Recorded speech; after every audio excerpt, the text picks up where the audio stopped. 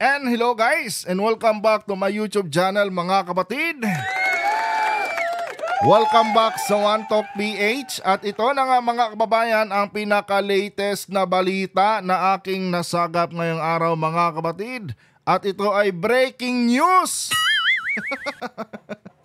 Vice President Sara Duterte nakaalis na mga kapatid sa kanyang area of responsibility. Mabuti pa itong si Vice President Sara Duterte mga kapatid, nakaalis na sa kanyang area of responsibility, samantalang itong si Karina mga kababayan, patuloy pa rin yung kanyang pagpapaulan ngayon dito sa iba't ibang parte ng Pilipinas at may kasama pang pagbaha mga kapatid. Samantalang yung ating Vice Presidente mga kababayan, na aspiring President di umano, nilayasan na yung kanyang area of responsibility mga kapatid. At ayun, nagbakasyon doon sa Germany kasama yung kanyang pamilya. Di ba? Ito ba yung gusto nilang maging presidente mga kababayan? Di ba? Ito ba yung pinapangalandakan nila na magsasalba sa bansang Pilipinas? Sa araw ng kalamidad mga kapatid, nagbakasyon. Di ba? Tinalikuran ng harap-harapan yung kanilang mga supporters. 'Di ba? Ang sarap-sarap na ng bakasyon nila ngayon doon sa Germany mga kababayan. Samantalang itong kanilang mga loyalista, itong mga supporters ng mga DD shit, ayon mga kapatid, nalulunod na sa baha. Kasi iniwanan sila ng kanilang mahal na si Sara Duterte.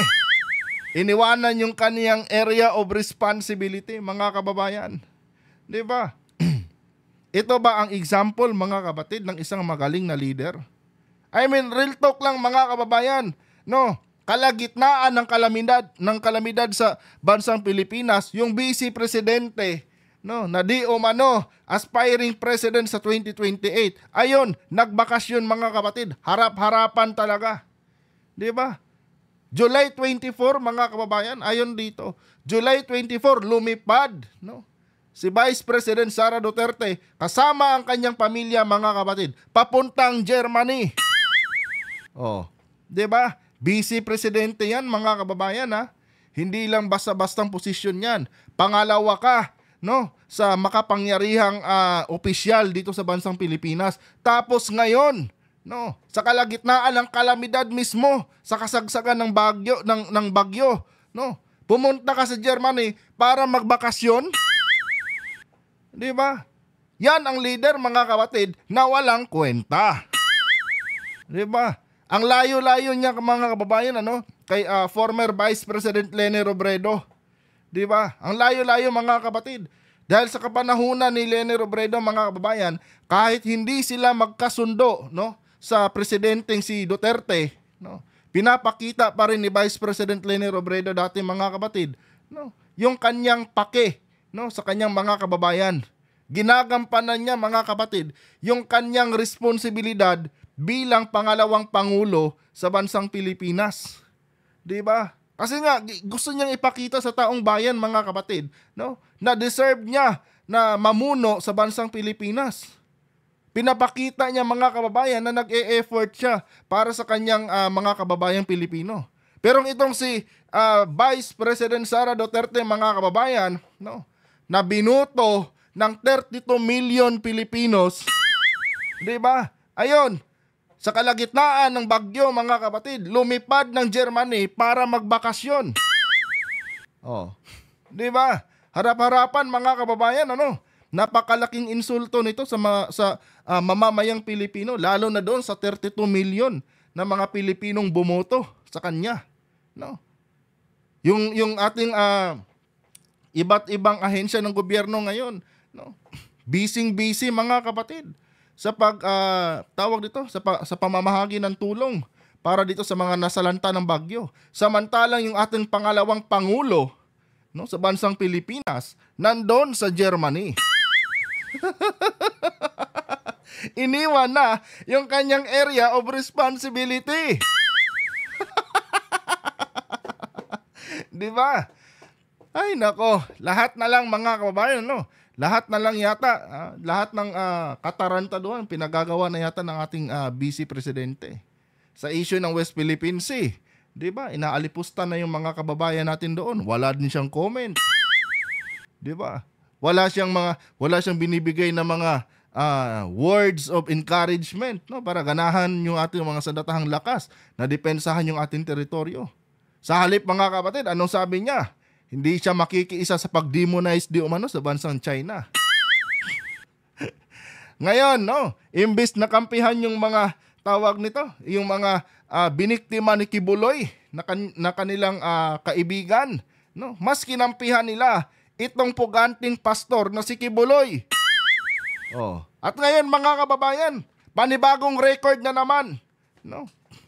Iniwan yung kanyang mga kababayan sa kalagitnaan ng pananalasa ng bagyo. At anong rason, mga kapatid? Nagbakasyon kasama ang kanyang pamilya, no, sa Germany. Ang galing, di ba? Di ba, mga kababayan? Ang galing ni Vice President Sara Duterte. Oh.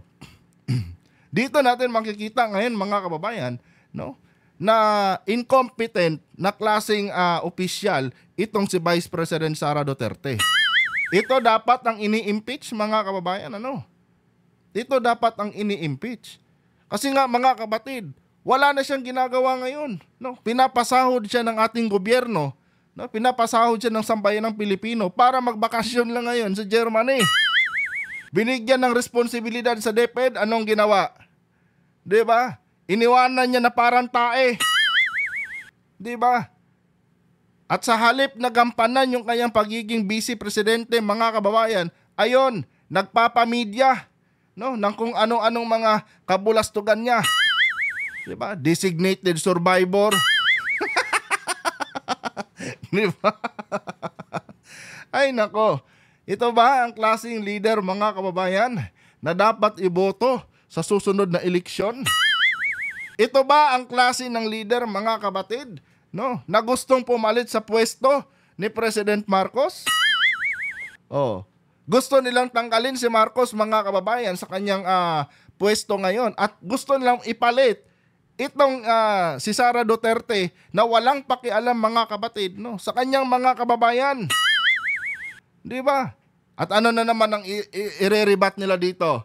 Sasabihin na naman ng mga kapatid niya, no, na hindi responsibilidad ng Vice Presidente na i-address, no, ang kalamidad sa Pilipinas. 'Di ba? Ay nako, imbes na magpakitang gilas ka diyan, no, sa iyong mga kababayan, para patunayan ang iyong sarili na karapat-dapat ka maging leader, ayon, mga kapatid, no, nagbakasyon.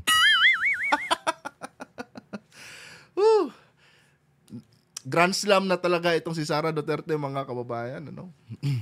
Di ko talaga alam, mga kapatid, kung ano ang plano nito sa kanyang political career. Well, ngayon pa lang, mga kababayan, siya na rin, no? Siya na rin mismo ang gumagawa ng dahilan, mga kapatid, para kamuhian siya ng kanyang mga kababayan. Biruin mo yung mga tao dyan sa Davao, nalulunod na sa sobrang baha, mga kapatid. Yung mga ibang area dyan sa may Davao, na kung saan, mga kababayan, nakakulimbat sila dyan ng 51 billion na allocated budget. No? Ngayon, mga kapatid, binabaha. No? Nalulunod na ang mga tao dyan. No? At wala man lang silang ginagawa. 'Di ba? Na kung saan, mga kababayan, alam naman natin na ang Davao talaga, no, ang isa sa mga lugar na kung saan marami silang supporters, and yet, mga kapatid, no, yung pangalawang pangulo ng bansang Pilipinas, no, na sinasamba ng majority ng mga taga Davao, ayon, sa kalagitnaan ng bagyo, nagbakasyon lang. No, iniwan yung kanilang mga supporters sa Davao. 'Di ba? Anong klaseng vice presidente ka? 'Di ba? Talagang ginagago nyo lang talaga ang inyong mga supporters. Wala, mga kapatid. Hindi ito qualified maging maging presidente. Ito ba ang isang uri ng leader, mga kababayan, na dapat susuportahan? 'Di ba? Real talk lang, mga kapatid. No? Kaliwat kanan ng mga balita ngayon, puro patungkol sa baha. No? Yung ating gobyerno ngayon, yung ating presidente, busy na mga kababayan sa kanilang ginagawang mga operation dyan, no? Para dito sa mga nasalanta ng baha, no? Nasalanta nitong bagyo. Samantalang yung ating vice presidente, mga kapatid, no? Iniwan yung kanyang area of responsibility. At nandun, no? Nagpapakasarap sa kanilang bakasyon sa Germany. 'Di ba? Ang galing talaga, mga kababayan. Dapat talaga, no, magkaisa ang taong bayan para pababain itong si Sara Duterte, mga kapatid. Isang uri ng irresponsableng leader. Hindi pwede ito hindi ito pwedeng mamuno, mga kababayan, no, sa bansang Pilipinas. Mas gugustuhin ko pang si Leni ang manalo, mga kapatid, kung sakali man, kumpara dito kay Sara Duterte. 'Di ba? Malayong malayo siya kay Vice President Leni Robredo, mga kababayan, no? Sa kabila ng panggigipit ng kanyang ama dati dito sa dating Vice President na si Leni Robredo, patuloy pa rin, no, si former Vice President Leni Robredo na ginagampanan yung kanyang tungkulin bilang pangalawang pangulo. Nakikipagkompetensya siya, mga kapatid, no, sa administrasyon ni Digong, no, pagdating sa public service. 'Di ba? Samantalang itong anak ni Duterte, no, anak ni Digong, na di umano, ito daw ang tatakbo na presidente, mga kapatid, or ito yung ipapalit nila kay Marcos. Ngayon, walang kwenta, no? Pabakasyon-bakasyon lang habang nalulunod na yung mga kababayan niya dito sa baha. Wala, ang galing eh. Ay, nako. Ano, mga kababayan, no? Anong masasabi nyo dito kay Vice President Sara Duterte? Karapat-dapat pa ba siya, mga kapatid, sa kanyang ginagampanang posisyon ngayon? Or dapat na siyang paalisin sa pwesto?